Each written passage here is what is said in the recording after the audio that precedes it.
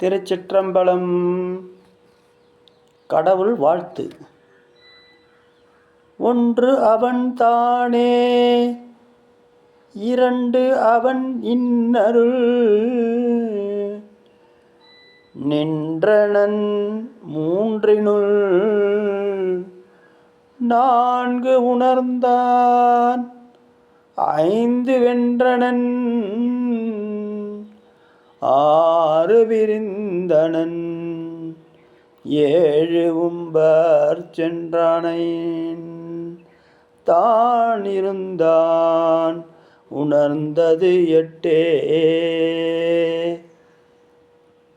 ஒரு பொருளான சிவபெருமானே இனிய சக்தியுடன் இரண்டாய் உள்ளவன். நான்முகன் திருமான், உத்திரன் என்ற மூன்று நிலைகளில் நிற்பவன். அறம் பொருள்